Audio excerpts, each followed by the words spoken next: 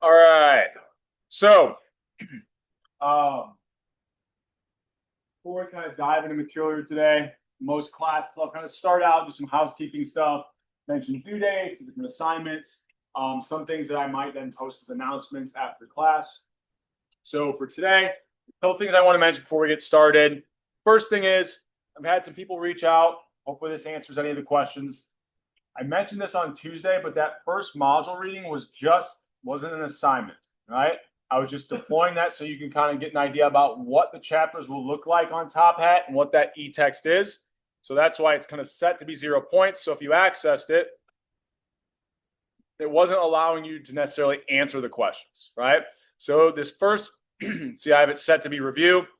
It was just giving you the first chapter of the text. It was showing you what these embedded questions will kind of look like. The ones that there were correct answers, you can still kind of check to see what the correct answers were. So you still should be able to review those. But the very first assignment that we'll have is for module 2.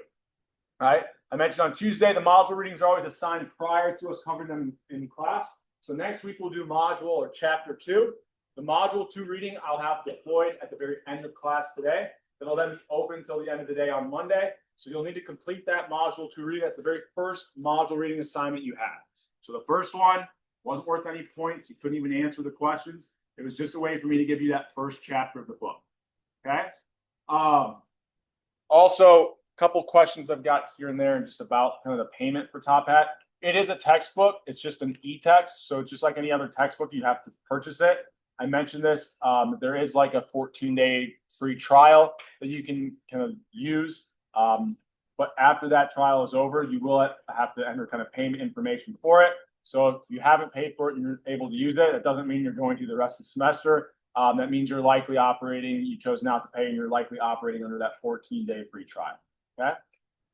So module 2, that'll kind of pop up. I have here at 11 a.m. So I'll publish that on Canvas when we're done with class.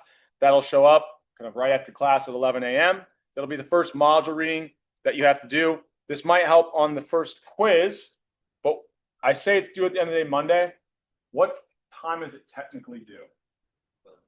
11:50. So we said on these module readings, they'll show up on Canvas as being due at 11:59. But when you go to the Top Hat platform, it'll give you the correct due date time, which is 10:50. So I have to have some of that time built in for it to sync everything up. Okay. So shouldn't ultimately make a large difference to you. Hopefully, you're not waiting until 11:49 or whatever it is to do it on Monday nights. But the other thing that'll be deployed after class today, you currently can't see it on Canvas, is this week 1 module 1 quiz. So it's 12 questions. The first half of the questions will be kind of related to what we did Tuesday, which is primarily the syllabus, course expectations, due dates, things like that. The remaining 6 questions will be the content that we cover today. Okay. So that'll be going to show up on Canvas as a link. Once you start that, you can't pause. You pause it. Once you start it, you have 60 minutes to submit it. Okay.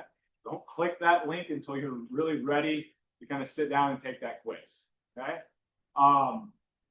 That one is due at 11:59, end of the day, Monday. So those will be the 2 things that you have to complete before the end of the day on Monday, right? And then the other thing I have up there is this module reading, collaborative learning poll. So that just kind of gives me your preferences over what day and time will work best for you to attend a collaborative learning session. I put up another file right here, which is just an Excel file that kind of now shows, and I updated the slides, in the completed version of the slides, it'll be updated. So instead of TBA or TBD, they'll have the actual locations. So here's the 3 different locations that'll be available at each day and time. So Thursday at 5:20, Ballantine, Woodburn, Geological Sciences, et cetera, et cetera. So when you're giving me those preferences, I will next week, and I'll talk about this more next class Tuesday. I am going to assign each one of you to a day, time, and location. This ultimately doesn't matter, right? It's just a way that I can guarantee that there will be a seat available to you in that, and I'll kind of use your preferences to kind of make those assignments. But you can get the extra credit, and you can change week to week what day, time, location to attend. It doesn't really matter. It's just a way that I can kind of see what, prior to the semester starting, what days and times are more likely to be heavily trafficked. Most of these rooms have 50 to 60 seating capacities. Based off of prior semesters, I don't expect seating to ever be an issue. If you want to go to a different day or time location each week, there should be available slots, right? But those preference kind of survey is just a way that I can guarantee you a spot in one location, right? You could always, stand, but like I said, I don't expect there to ever be like 60 students in one location. That's just not typically how many people I see attend these collaborative learning sessions. Okay. Excuse me.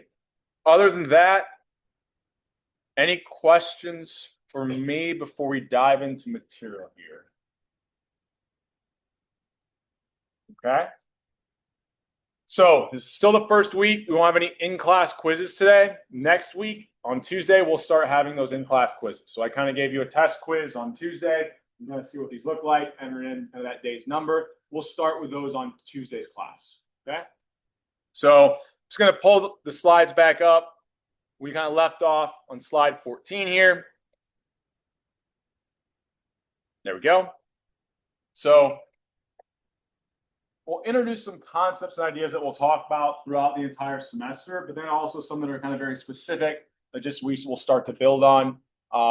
So at its core, what we're doing is this introduction to economics for business. So what is economics at its core? It's how are people, firms, or countries making decisions given that you have scarce resources. So these resources we typically think of usually as money and time, right? So why don't you go out and buy your ideal car? So I don't know what my ideal car is, right? Maybe like a completely fixed up 78 Trans Am, maybe like T-tops, right? So why don't I go out and buy that car? Because I have a scarce amount of resources, right? I only have so much money, or my wife really wants one of these. Well, I should say she wants the desire. A Cybertruck. Why don't we go out and buy a Cybertruck and only have a certain amount of money in our bank account, right? We face a scarce resource. Other resources of time. Why don't you spend all day, right? Why are you here instead of back in your dorm room or wherever, kind of playing video games, whatever? Because you only have so many hours in a day, you have to choose to do certain things. You make decisions based off of this scarce resource of time, right? So that's economics at its core. How do people, firms, countries make decisions facing these time and kind of budget constraints? Okay.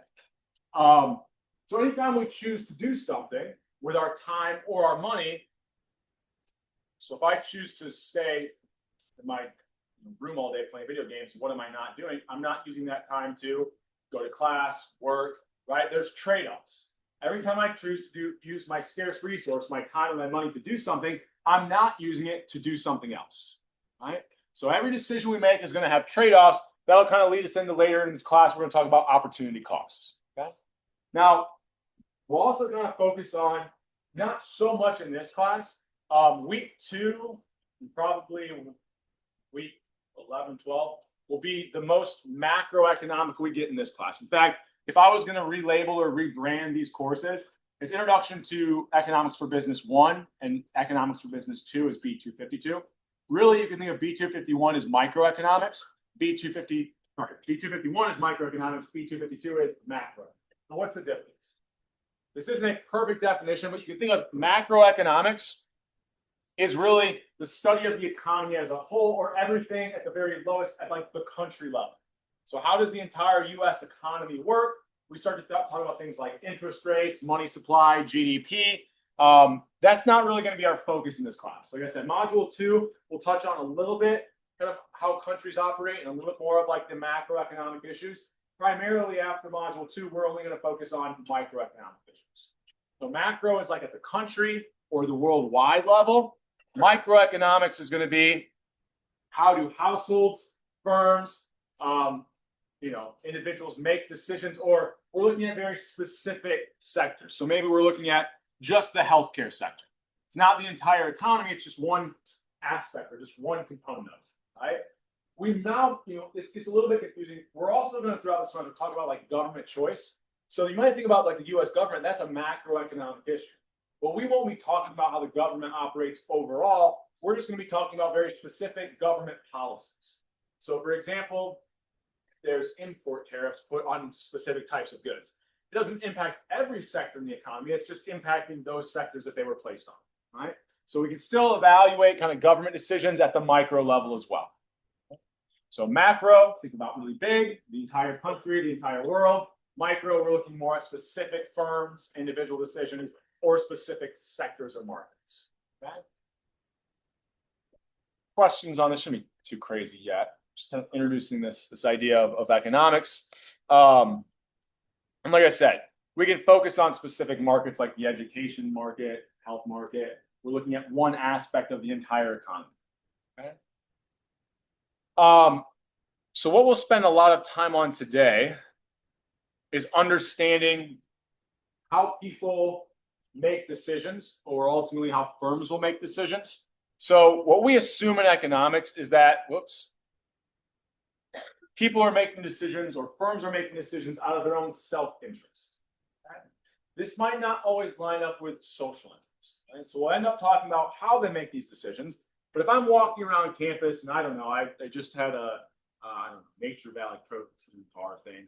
If I'm eating, I get done, I have the wrapper, right? Maybe to me, there is a very high cost to try to walk to the nearest trash can, very low cost to me simply just to let go of it, right? My self-interest is to not hold on to this trash, it's just to get rid of it and continue with my day. Is that decision, although it makes me the happiest, is that what's going to be best for society? Well, if everybody does that, what do we end up with? Tons of litter everywhere, right? First, what does it take if I'm producing gasoline or I'm refining oil? What is a huge cost to not pollute, right? It's actually much easier to run my production process and just pollute the lakes nearby. That's my own profit maximizing self-interest as a firm. Is that what's best for society? No, we then end up with like non-drinkable water, right? So we think about people, firms, anyone we're looking at the decision making for, they're trying to maximize their own happiness, right? Now, usually we think of firms, they're trying to maximize what makes firms happy. Profits, right? So firms we typically think about as maximizing profits. Individuals, we think about, okay, it's not just maximizing dollars necessarily, because we make decisions sometimes that come at higher costs. People spend like ridiculous amounts of money. I had a cousin once who swear spent like all of his money when he was younger on paintballing. Right? Like it was just throwing like every single weekend. Why did he do that even though it didn't maximize how much money he had in his pocket? He must have enjoyed it, right? He was maximizing his happiness. Okay. So we're not just maximizing dollars, even companies, right? You might come and say, well, you know, companies don't pollute because they don't just care about profits. We have some companies that are nonprofits, right? They want to do good in the world, but they're still acting out of self-interest. It's just instead of maximizing profits, what is a nonprofit company trying to do? They're trying to maximize the amount of good they do, right? Individuals, why don't I just litter? Because I still care about having like a nice clean campus, right? And I might have some social cost, like I might have some mental cost, like I feel bad if I do that. I'm still acting out of my own self-interest. It's just that the social interest influences my happiness. Or for some companies, social interest is what we're trying to actually maximize as opposed to just profits. So sometimes self-interest will line up with social interest. We all know that selfish asshole that does things that only make them better off and screws over a lot of the people. A lot of companies like that as well, right?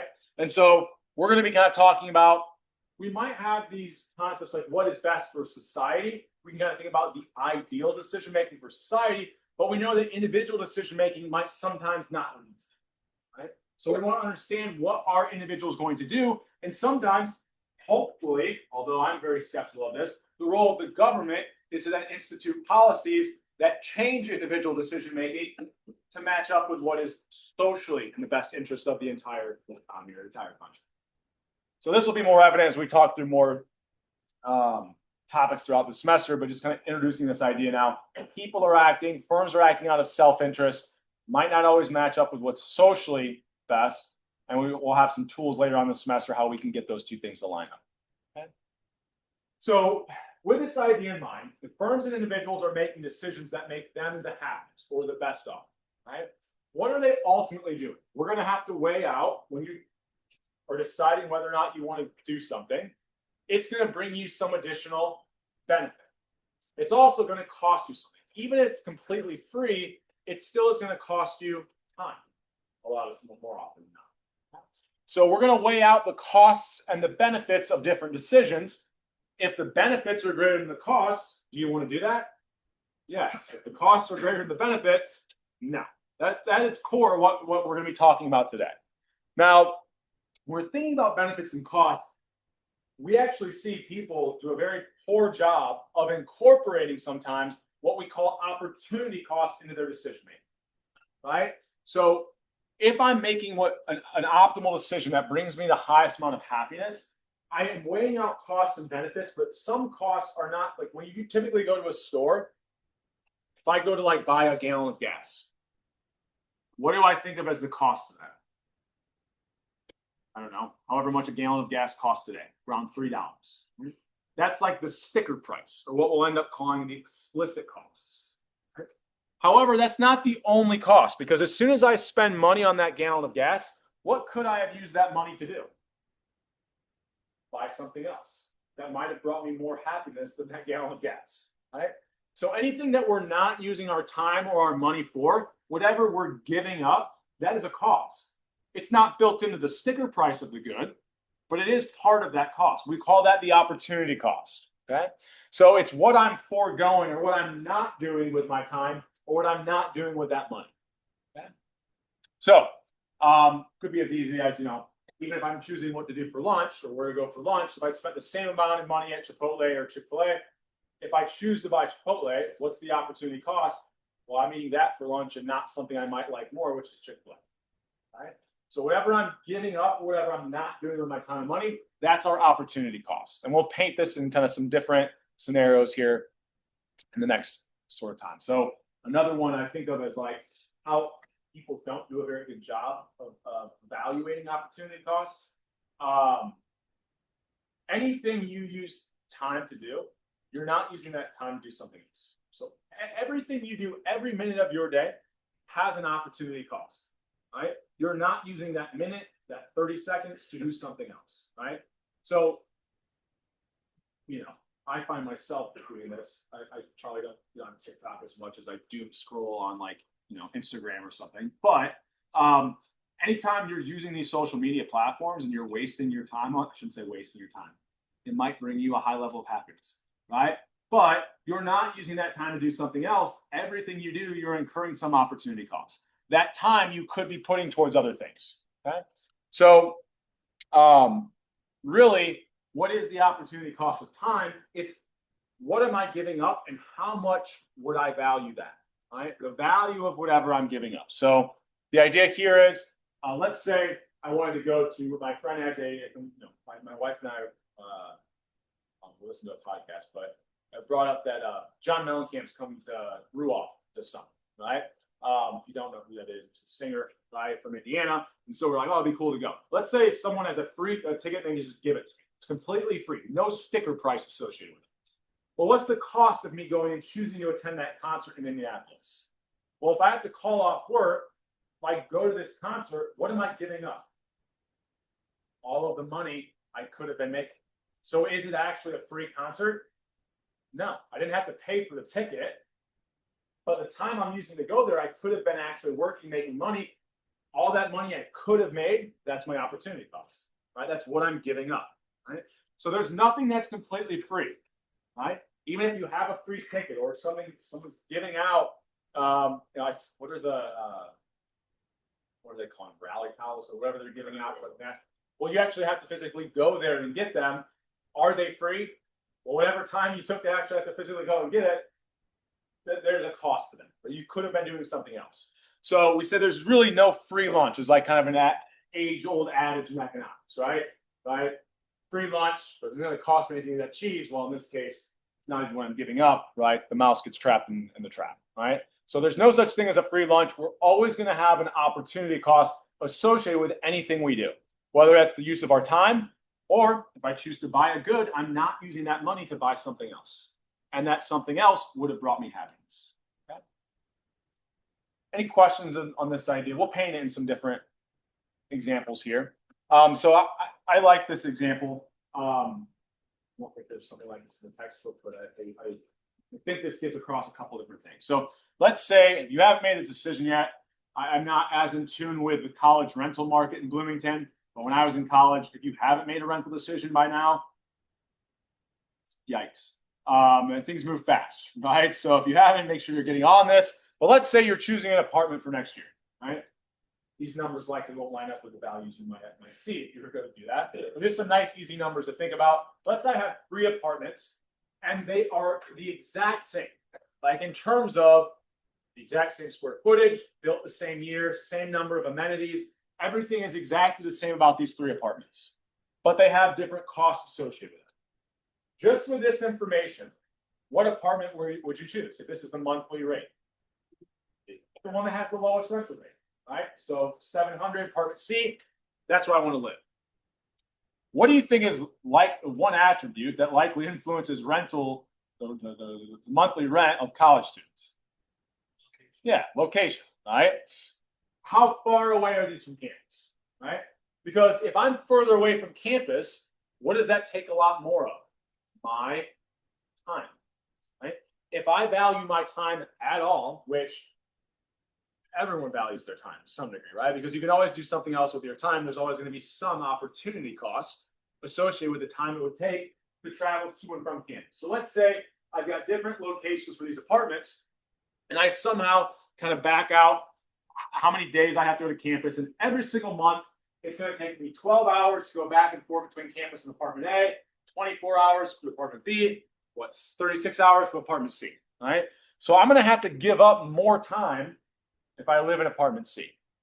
So I don't just care about rent because I know the value. I know that this time has value to it. So let's assume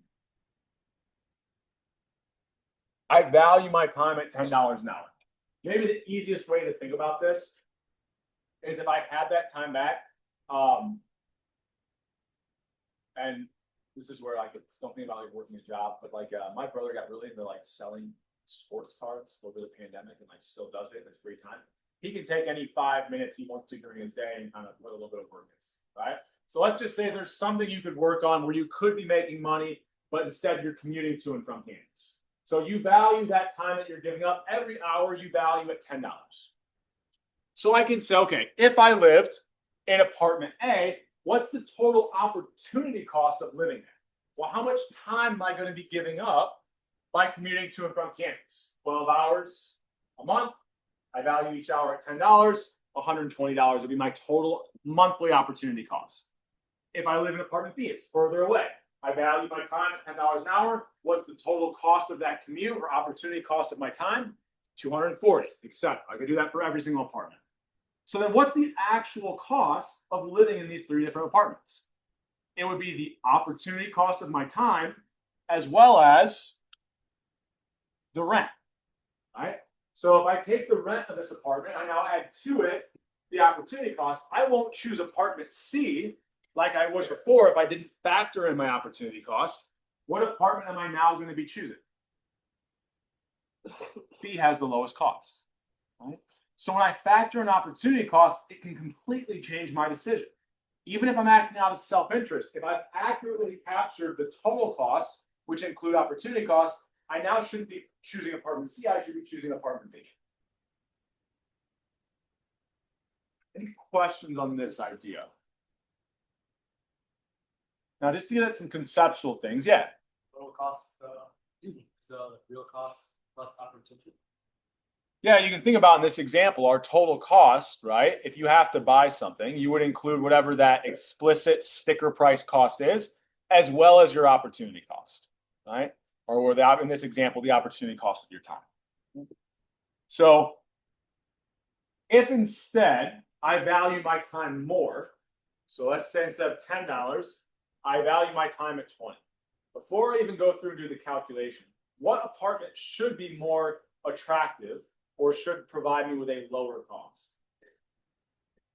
A, the apartment that is closer to campus. Because if I value my time more, giving up more of my time is going to incur a higher and higher opportunity cost. So where would my cost be lowest?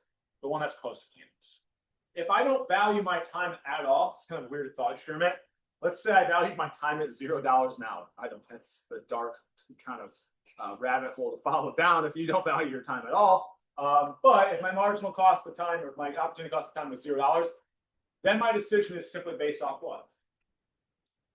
The rent, sticker price, right? There is no opportunity cost of time if I don't value my time at all. Okay? So if we do value our time more, so let's say $20 an hour, we could go through the same thought experiment, calculate the opportunity cost, add that to the rent, come up with our total cost. We said what apartment should be more likely we choose.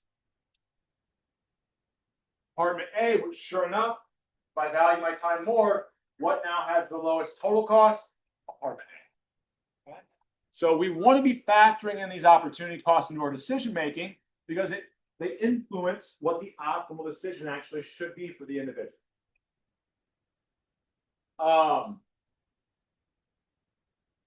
Questions on this idea?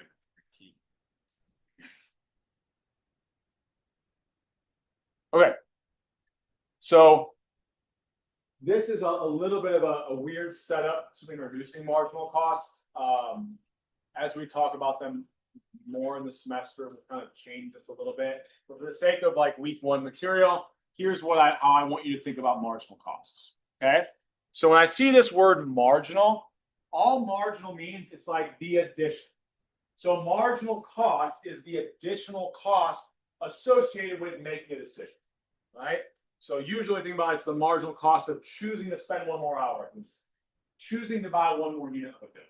In this case, I'm going to keep using the same example, changing some things a little bit, okay?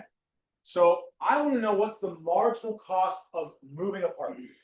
I've now changed it so that I have 3 apartments. They're all otherwise kind of equal, same amenities, everything, and they have the same rent. However, I'm still keeping this idea that they're different distances from campus. Okay? So if I have this, I'm currently living in this apartment where my total cost is $1,120. If I move to apartment 2, what is my marginal cost of moving to apartment 2 for my current apartment? Well, my total cost went from $1,120 to $1,240. So marginal cost is the additional cost or the change in my total cost. So how much does my total cost change by? $120. If I instead choose to move from my current apartment to apartment 3, what is my marginal cost? Yeah, my total cost went up by $240. Right? So we're calculating marginal cost. It's the change in our total cost associated with that decision. Okay. In this case, the decision is moving from my current apartment to one of these other 2. So if I was in this scenario, would I want to move to these other 2 apartments? Well, if the additional costs are going up, no, I want to stay in my current apartment, right? So what if I think about other examples? So what's the additional cost of studying for 1 more hour? I could think about this as, well, what am I giving up? Giving up an hour? So the marginal cost of studying for 1 more hour for an exam is whatever I valued the most, what I could have been using that hour for doing something else. So maybe this would be working at a job, right?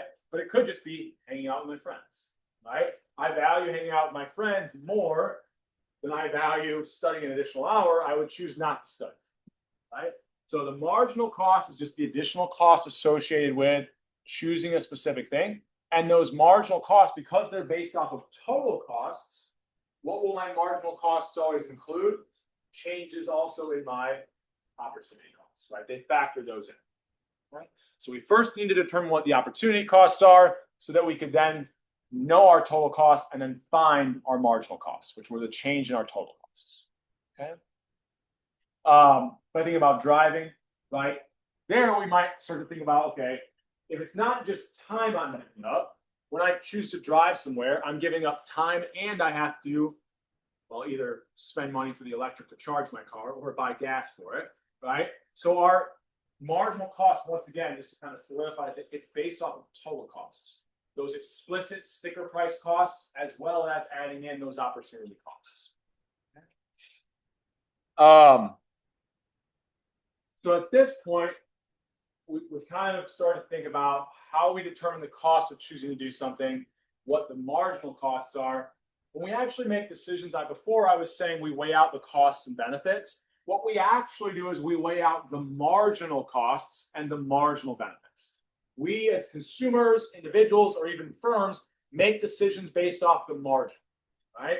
So what are the additional costs compared to the additional benefits? So marginal benefits are not going to be the additional cost associated with making a decision. It's the additional benefits associated with making a decision. So we could kind of think about, if I choose to accept a job offer, what's the additional benefit I get? You get to your senior year, accept the job offer. What's the major additional benefit of that job? How much money you make, right? Your salary. However, when we're thinking about making decisions, I said benefits.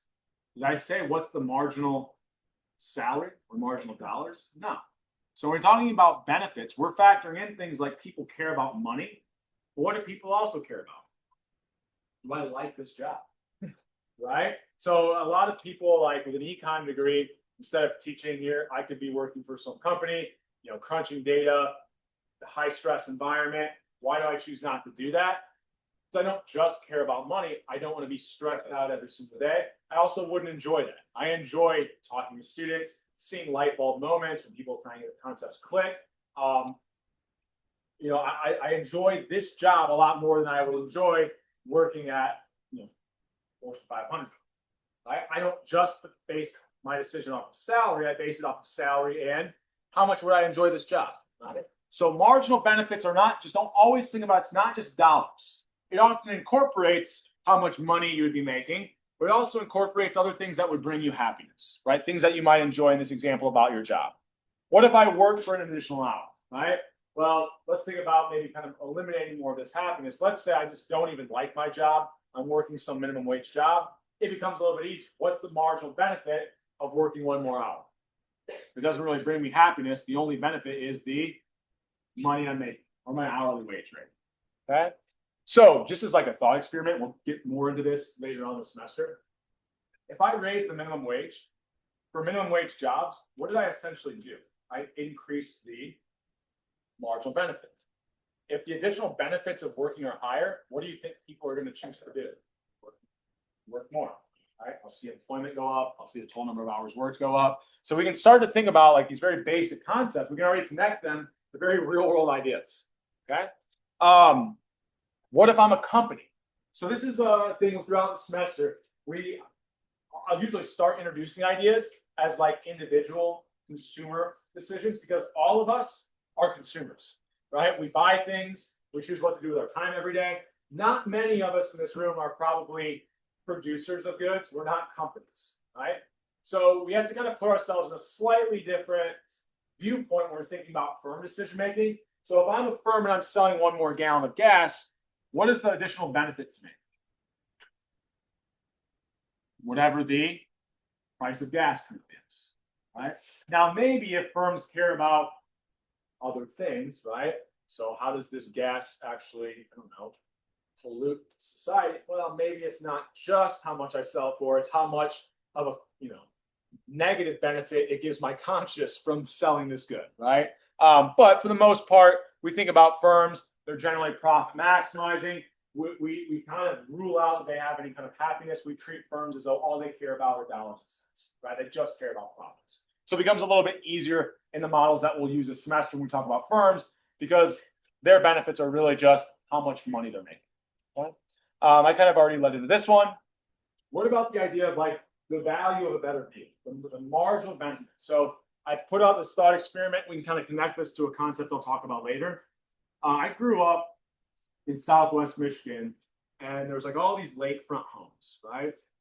So let's say we had two identical houses, right? One of them is on the lake, and the other one is literally right behind. Okay? So the distance to the lake is almost exact negligible. In fact, if we have them positioned right, like it might be the exact same, right? But what does that house on the lake have? Every morning you wake up, you get to look out and see the sunrise over this beautiful lake. Okay? What about the house behind it? What do they get to see? They get to see the house, right? They don't have that view. So if everything else about these houses was the same, what we could think about is, well, what's the marginal benefit of owning that home on the lake? It would really just be the difference in the amount that people are willing to pay for that house, right? And because if there's no difference in between those two houses, it's just that one has a view of the lake and one doesn't, the difference in how much people are willing to pay would be that value of that view. So why would that kind of that difference in the ability or the willingness of people to pay, why would that reflect the value of that view? And then kind of here, I'll start with an example. We'll kind of get back to this value of the view in a second. What about consuming an additional view? All right, so I'm going to kind of, I usually often will put blank slides in here. That often means that if you're not in class, you missed a bunch of stuff that I did. Okay, so here we'll think about, it switches over for me. Oh, it timed out. Here we go. So we'll talk a little bit more specifically. This wants to turn on for me. Here, let's try this.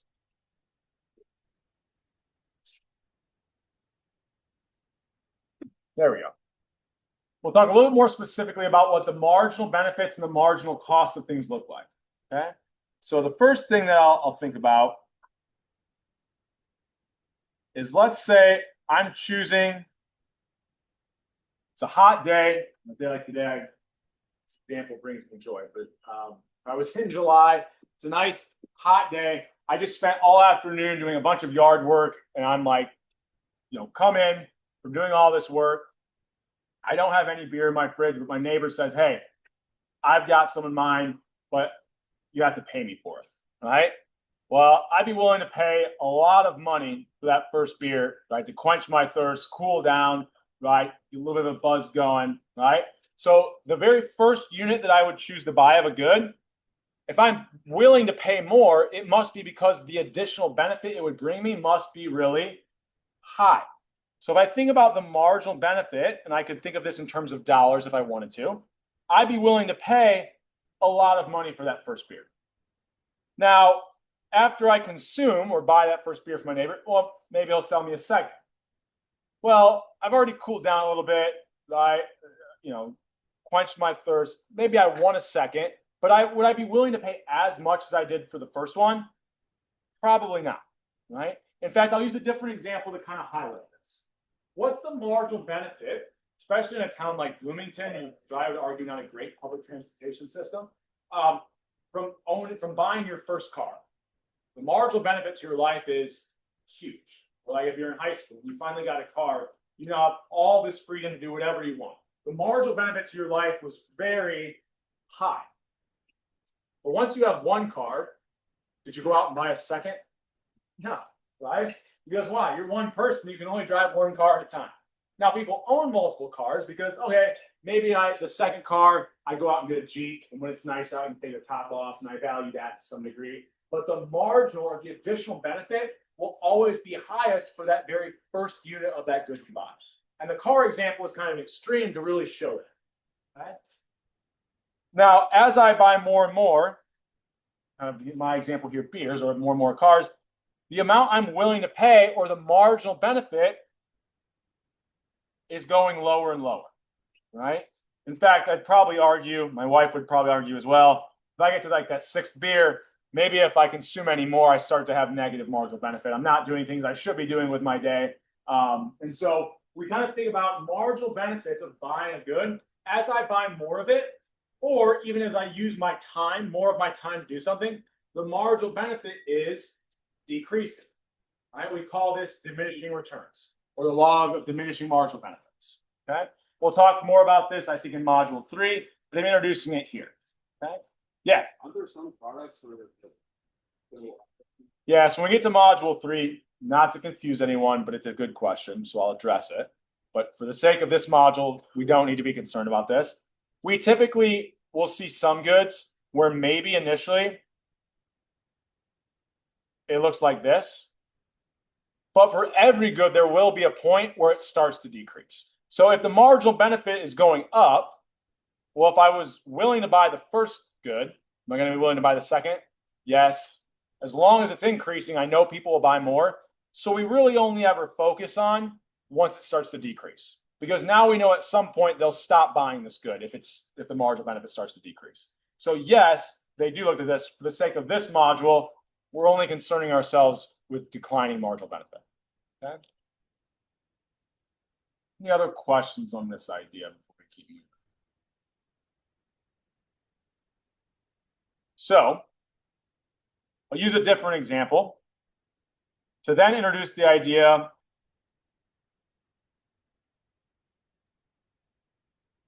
of how do people make optimal decisions given that we see this decreasing marginal benefit. Okay? Well, if I'm thinking about this marginal benefit in terms of dollars, let's say I was determining how many hours someone spends at home playing video games, right? Well, if this idea is true, the very first hour I spend, well, it was an hour I wasn't really doing anything else. It's gonna, I had went from not getting to play video games to playing for an hour. The marginal benefit is going to be relatively high. And then as I spend more time playing more and more, that marginal benefit is declining, right? Now, I'll start out with kind of a simplification, but let's just think about someone who has a job or minimum wage job that maybe they could be doing this virtually from home. If they're spending time playing video games, what are they not doing? Working. So what is their opportunity cost? How much money they could be making?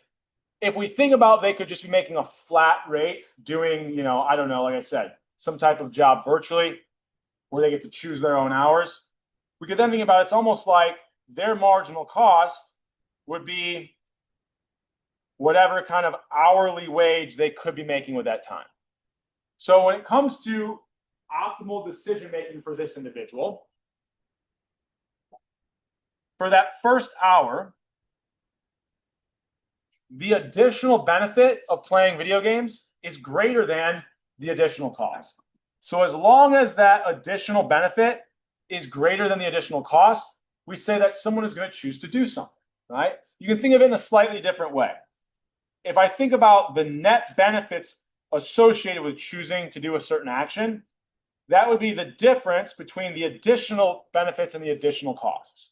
As long as this is greater than zero, I'm better off, right? The additional benefits were greater than the additional costs.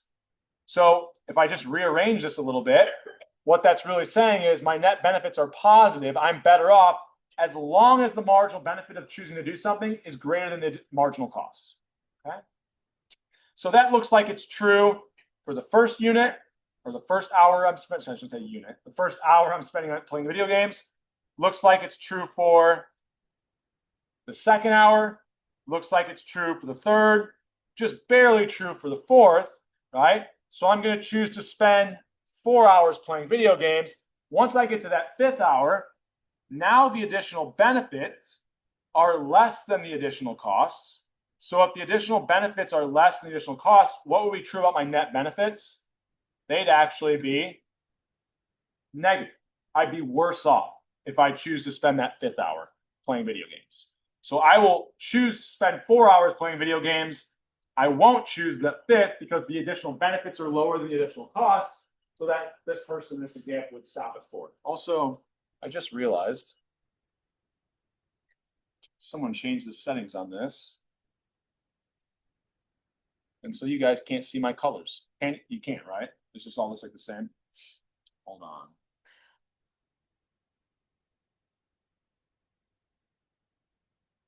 On my, oh, there it is. You can see a little bit.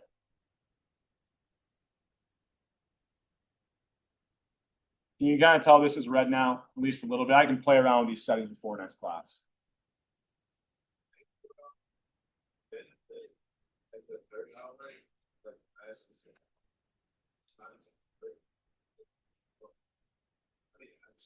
Well, so if I am at that third hour, what's the additional benefits? Right here. This I could put some hypothetical value to that. What's the additional costs? Is the additional benefits greater than the additional costs? Yeah. The net benefits are smaller, but they're still positive, right? So we don't care, like the fact, yes, that gap is closing, but as long as there is a gap, we know we're better off, right? As in terms of the marginal benefit is above that marginal cost. Yeah? So yes, this gap will be getting smaller, right? My net benefits were as highest for the first hour. It's smaller for the second, but it's still positive. I'm still better off. So we'll still choose to do or choose to buy or choose to put a number of hours into something, as long as the marginal benefit is greater than the marginal cost. But we don't care about how large that difference is, as long as that is. Does that answer your question? Yeah. Any other questions on this before we keep? Yeah. Hold off on that thought. If I don't answer it, ask you again. All right. So this is kind of my first example that I was showing you this. So we'll be doing a lot of this throughout the semester where we're going to be using a lot of graphs, right? So I had someone stop by my office yesterday and asked about, rote memorization. How effective is that? Probably for this class, not effective, because we're going to be having so many different concepts. You try to rote memorize everything, unless you are like the Rain Man and can like visually picture things that you saw and stuff. It's going to be almost impossible to rote memorize everything. So it's going to be a lot more important that you can reproduce and draw out these graphs that I'm doing, right? So that's why in class, this work I do in the dot camp, I would suggest kind of working out this along with me, right? And I see sometimes people will take screenshots. That's great, right? The real value is being able to kind of, how did I get to that final result, right?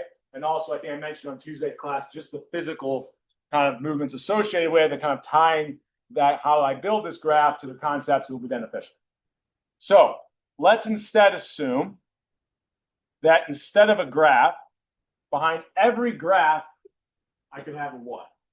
Well, these lines are just combinations of X and Y, right? So every graph I could represent as a, like basic high school graphs come from tables or equations, right? So every single graph I could really kind of have a table associated with it. So let's think about any good, and let's get a marker that works better. I'm choosing to buy more and more of this good. Okay? We already said before that the marginal benefit is going to be highest for what unit? The very first one. So let's say we start out and we've got, as I buy more and more of this good, the marginal benefit of each additional unit starts to go lower and lower. Okay? Try to choose some kind of nice, easy numbers. We have this nice linear decline, right? That would match up with a decreasing marginal benefit curve. Now, in my first example, this is where sometimes I'll start out with more simplistic versions and then we kind of build on. Okay? So before I had that marginal cost was constant. But what's likely true is if I'm spending money on something, so let's say I go out and I buy a nice watch, I spend $100, right? What am I not doing with that $100? I'm not buying other things. What do you think I stop buying first? Things that I don't care about. Things that I value very small amount. Now, if I want to buy a second watch, well, I've already given up the things that I don't care about. What do I have to start giving up? Things that I value even higher. So as I buy more of something, if I'm giving up things I value more, what's happening to my opportunity cost? It's going up. So if marginal costs incorporate these opportunity costs as I buy more of something, or even if I spend more time, I'm giving up things I value more and more, my marginal costs are going to be increasing, right? So we have this idea that our marginal benefits, as we buy more of something, it provides me with less and less of a benefit. But as I buy more of something or put more of my time, I have to start giving up things I care more and more about. And so my marginal costs are actually going to be increasing.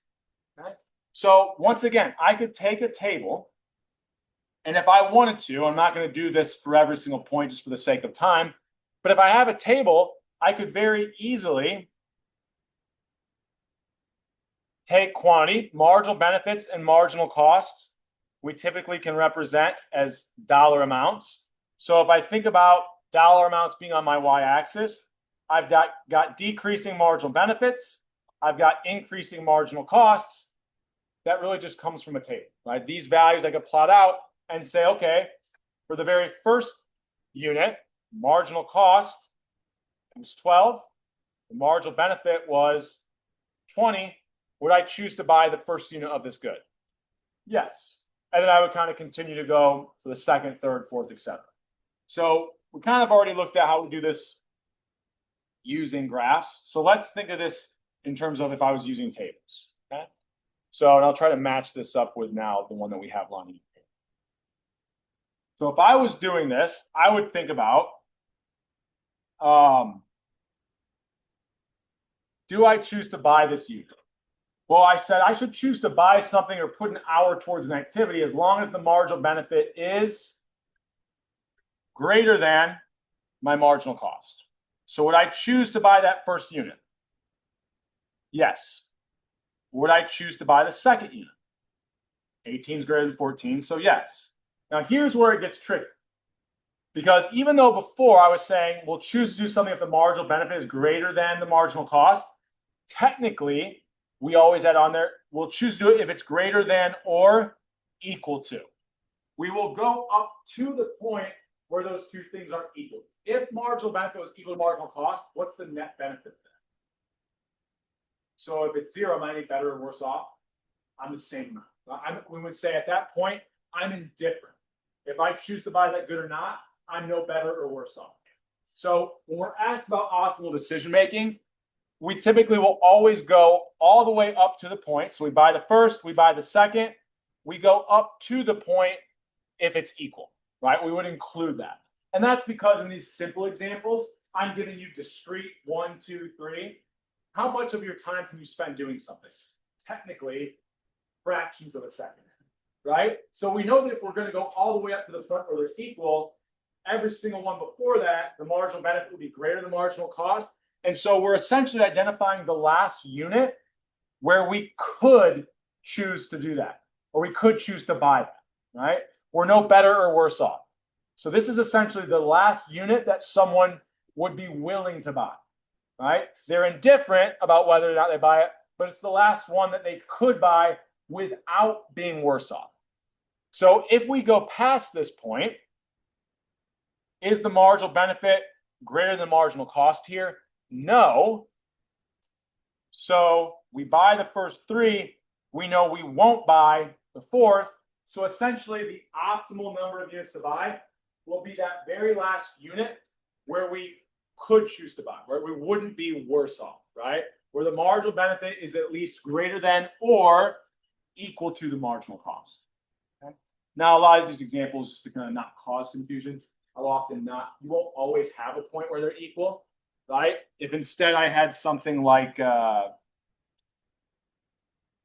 first of all, before I add anything, any questions on this? So I could have an example where instead I make them equal, maybe I just make this 17 to make it a little bit easier to identify, oh yeah, I'll definitely buy the 3rd unit, I won't buy the 4th. Now here's where I see students do make a pretty common mistake. Where do I actually have to go all the way up to? I kind of keep comparing marginal benefit to marginal cost until I find the one that I wouldn't buy. But even though I'm identifying the first one that I wouldn't buy, I'm not buying it.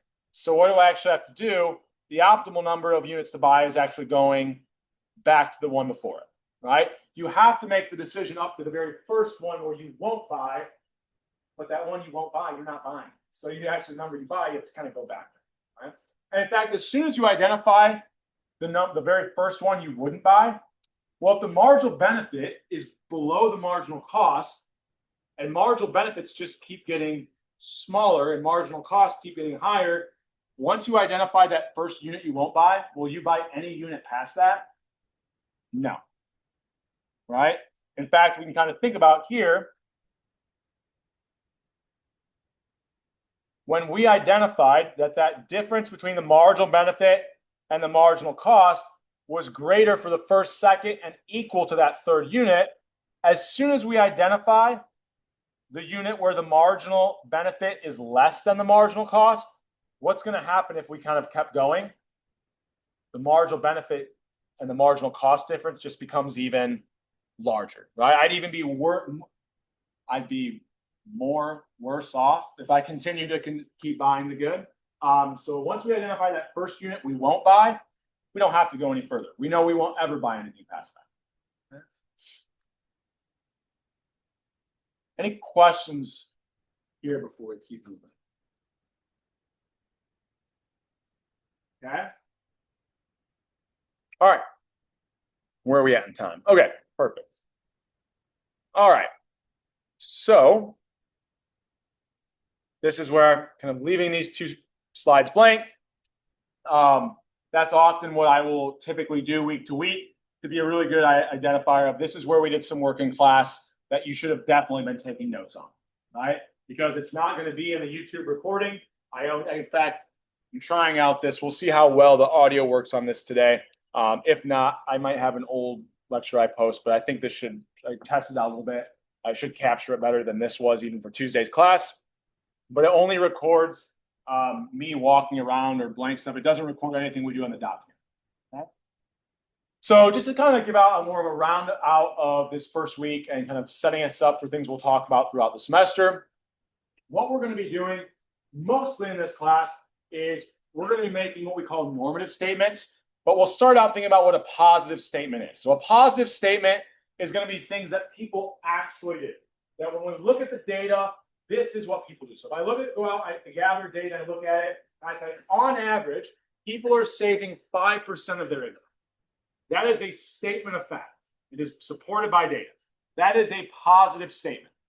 Now, it's kind of weird because it could be a bad thing. I could actually say people save 0% of their income, but a positive statement is a statement of fact.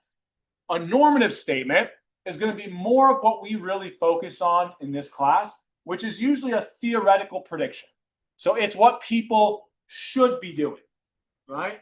I said earlier, a lot of times when we look at individual decision making, people don't factor in opportunity costs. So our models will factor that in and might suggest people should be doing this, even though when we look at the actual data, a positive statement we make might actually go against what our model predicts, right?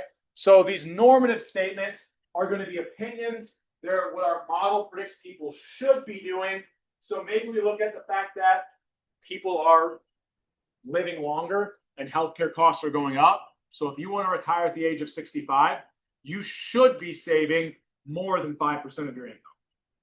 The positive statement is that, well, even though they should be doing that, people actually are only saving on average 5%. Right? So these things might not always line up. Right? So once again, I try to use these to cause a little bit of levity in class, but also mention things I think maybe not all of them know. If you guys haven't seen The Big Lebowski, you should all go and watch this movie. It's absolutely hilarious. Kind of a cult classic. But normative statements, that's just your opinion, right? It may not actually be what happens in practice. It may not be what we actually see play out in the data, okay? So with this idea of normative and positive statements, we want to remember that throughout the semester, economics is a science. It's a social science, so we don't think of it like biology or chemistry, but ultimately all the things we talk about still are fall victim, I shouldn't say fall victim, but have to adhere to the scientific method, right?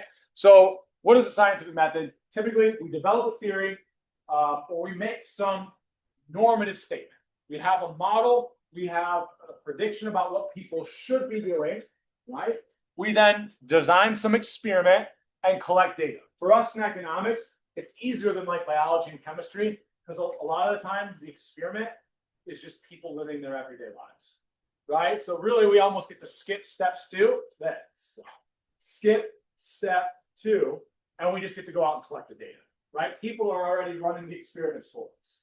Now there is a pretty cool sector of economics called experimental. It's not as popular here at IU, but a lot of different departments, they have computer labs where they give people artificial budgets, artificial prices and ask them to make decisions. And then we can actually see do those decisions line up with our theory. So we make normative statements using our theories. We go collect data and then look at positive statements about what people are actually doing. If that positive statement or the data doesn't line up with our theory, our normative statement, well, we need to revisit our theory. Our theory might not be capturing something right? So if I have a theoretical model for firms and it predicts they should be maximizing just profits, I then look at firm decision making. I'm like, well, some of these companies are doing things that actually are causing their profits to go down. Why might they be doing that? Well, if my model was only focused on the current decision, why might I currently operate with lower profits if I think that it has effects on the future profits? So maybe I wasn't factoring into my model that if I can, even though I'm lowering my profits now, if the decisions I'm making are preventing other firms from competing with me, maybe it's actually better off. So maybe my model wasn't factoring in the future correctly. So we often will have this theory, we test it with data. If they don't line up, we revisit our theory. Maybe we didn't have something in there that we should have. Okay. Now we won't really do a lot of this in this class. We're going to primarily focus on step one. But I mentioned, skip ahead here. Well, I won't skip ahead. I'll stop here. So I mentioned on the Canvas discussions, I'll sprinkle, like in those, I try to put in some data sets and have you get used to working with real world data. I've got an example here in just a little bit where I give you an outside resource where you can actually look at some data. So we will look a little bit at the data in this class. It's just that we're never really going to get to like step 4 where we like reevaluate our theory or reevaluate our models. And we're not going to work a lot with data. It's just that I might introduce you to kind of how to actually access it, how to actually view it, and kind of pull some different numbers from it. Okay. So I'll go through this one kind of quickly. I mentioned this a little bit earlier, but I often forget this statement. I'll be a little bit more careful when I'm in like module 2 and 3 to add this on the end. But ultimately, what we're going to try to do is identify what we call causal relationships. So even my example of like the better view, the homes that were like on the lake, what did I say about the homes if I was trying to evaluate what is just the value of that view? I had to say the homes were otherwise identical. Same square footage, same exact kind of year built. Everything has to be the same. If I truly just want the value of the better view, I want to know what is that causal relationship between the price of the home and just having a better view. I have to hold everything else about those two homes constant, right? That's going to be really our ceteris paribus. That's going to be really hard to do in the real world, but we have statistical tools that we can use to do this with actual data, which won't be the focus of this course. We're going to develop the theories, then to look at the actual data to test these theories. You're going to build those skills once you get to like E370, I think is the stats you can take, or there's other stats courses through Kelly that are like the equivalent. But that's where you would be developing the tools to actually, without having to have two identical houses right next to each other, you can use data to kind of generate that thought experience. A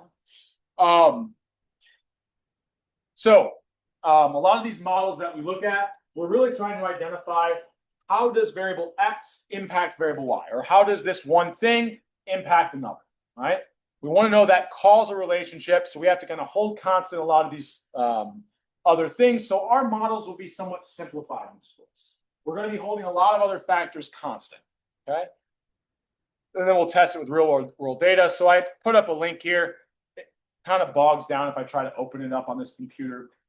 But if you're interested, you can kind of pull it open. And it kind of gives a little blurb and kind of goes through the last like few decades about the returns to a college degree, right? So I had this idea of like how to use this in our class. And so if you're all here because you believe that getting a degree from Kelly is going to do what? Provide you, once you get a job, with higher income or just more attractive jobs, right? Things that would bring you more happiness. Okay? So if we just focus on the money aspect, there were some old theories that predict having a 4-year bachelor degree increases your wages by about 50%. Okay?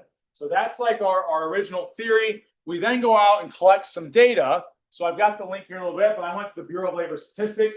They every year will calculate kind of weekly earnings for individuals in certain categories. I'm focusing on anyone over 25 because now I'm excluding like people who are still in college, right? Had the opportunity to get that college 4-year degree. And the number that the BLS puts out for the US is currently $853 weekly on average that someone earns with a high school diploma, and what, $1,400 about if you have a bachelor's degree. Okay? Now, if I just take a ratio of those two, that should give me a pretty good idea. But what the returns to that degree are, someone with versus someone without that college degree, I get 68%. Is that the same as what my theory predicted? Not quite, right? 50 and 68 are different numbers, right? So I might not have been, my theory must have something that's not capturing that the actual value of a college degree is actually greater, right? The returns I would get, the increase in my salary actually is even greater than what the theory predicted, right? And maybe that's because my theory is old. Maybe 20 years ago, it had a less of an impact than it even does today, right? Or I didn't capture something in my model, that would explain that additional 18%. Now, I put the data source up there. I thought one thing that was kind of interesting, and I had some time, so I did it. This was 2023 data. I saw they put out the 2024 data. There's always like a lag in time because they have to collect the data from like tax things. So like 2025 isn't any close to being reported because taxes haven't really been filed yet. So I looked at the newest data, which was 2024. The values vary slightly, but out to the second decimal, the returns are actually the same. So the returns to a college degree, I haven't changed much over the last couple of years. They are different. Like if you go to the third or fourth decimal, these values are different, but they're pretty much approximately the same thing, right? So there's a pretty high return to having a college degree. So when you were making your marginal decision, right, making the optimal decision, if you're just worrying about salary or income, you guys made a good one, right? The additional benefits here, and if you do this over like a 30-year working career, the additional benefits, you're making 68% more every year, greatly outweigh the additional costs of like tuition and your time spent here for 4 years, right? So this is kind of what we do. We have a theory, we go out and collect data. If it doesn't line up with the theory, we need to reevaluate our original theory, okay? Now, another thing I want to kind of mention is when I'm doing examples like this, and a lot of the things we talk about in this class, if we do look at data, it's typically for our class only ever going to be averages, right? So if I think about the returns to a college degree, if I use everybody, I'm going to get an average return. If I look at any one person, is that necessarily going to be true? Well, if I look at how much the income of Zuckerberg or Bill Gates went up when they had a college degree, it's going to look like the college degree has an insanely high return, right? But those are one individual out of millions, right? So when we're going to talk about things on the average, it might not necessarily apply to every specific person, right? You can look at the opposite end as well. Like the value of like an Ivy Tech degree isn't going to have as much of an increase on your income as say even a degree from Cal, right? So we'll only be talking about things in terms of averages, and our models are trying to look at causal relationships. But when we look at data, we won't build the tools in this class to differentiate between correlations and causations. So that's what you would be developing in statistics courses. You would be able to actually move from correlations to causations. So you could actually compare to the theoretical models, which are just looking at the causal effect. So the example I always use in my stats courses, there is a strong positive correlation between ice cream sales and child drowning deaths. So do we think that kids are getting too full on ice cream, going to swim, and then drowning? I don't think so, right? Why would these two things be positively correlated? What might cause both of them to go up? Temperature, right? When it's hot, ice cream sales skyrocket. When it's hot, the use of lakes, pools skyrocket, and you're just going to have more drowning deaths, right? So it's likely that this outside factor is causing both of these things to change. So it's not actually a causal relationship between ice cream sales and drowning deaths, right? So our theories will primarily focus on just that causal relationship.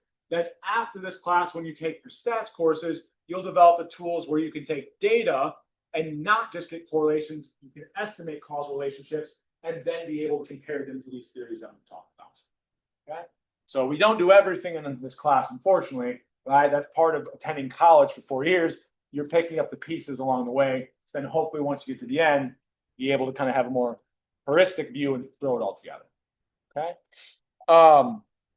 So before I let you kind of get out of here, and this is where, when I get to this point, people usually use my words and my body language example. People start packing up, it gets noisy. I like to end class with important things, just like I start class with important things, right? So if you're packing up, try to be quiet. Try not to leave early. I gave my last section. I had like 5 people just take off as I'm like talking right now. And I said, if you do that in class, it doesn't really, I don't care. I mean, it's your choice. You're going to miss out on hearing things. But you're in, business school, when you're in presentations, other professors, I've met some of them leaving early. I think that's going to close doors or open doors. It ain't definitely going to open doors, right? At the very worst, you have someone like me and I don't care. Right? At the very worst, you have someone who's like, well, I'm not going to write a letter of recommendation. Right? I wouldn't do that, shouldn't do. But Like I said, I've met some of the other professors around this campus. Not everybody's as friendly, right? So try as we're ending class most days. Just give me a little bit of time. We'll get through things quicker, and you'll actually ultimately end up getting out of here. So before we leave today, a couple things I want to mention. Don't forget that module reading is now up and available, right? That needs to be completed by when? Monday at 11:50. That quiz I've got set to be open up. It'll pop on Canvas at 11 o'clock. So in the next 10, 15 minutes, that is due at the end of the day, Monday at 11:59, the very end of the day. So you need to have those two things completed before Tuesday's class. Also, if you could fill out that collaborative learning poll, I'd appreciate that. Two final things. I won't have office hours Monday. I'll get up a Canvas announcement about this because there's no classes, same day. I'll redistribute those office hours to next Wednesday and Friday. I'm not sure exactly how yet, but I'll include that in the announcement. So things that I don't mention in class, that's typically what I use that Canvas announcement for. The other thing is, as you're working through that module reading, I am aware of an issue that might potentially exist, and I tried to test it out. I think it's been fixed. But question 4, I'm using like a tool they have for graphing, and there's some weird things where it's not accepting some answers. So if it does end up working incorrectly, don't feel like you want to send me an email and I don't respond. It's not because I'm ignoring you. It's because I'll likely make an announcement if it doesn't work correctly, and I will adjust grade accordingly. I think it's working correctly, but if for some reason it like defaults to the old version that they were kind of using on their platform, there might be an issue with that. I just wanted you to deal with it. Okay. Other than that, a fun, safe weekend, and I will see you guys on Tuesday.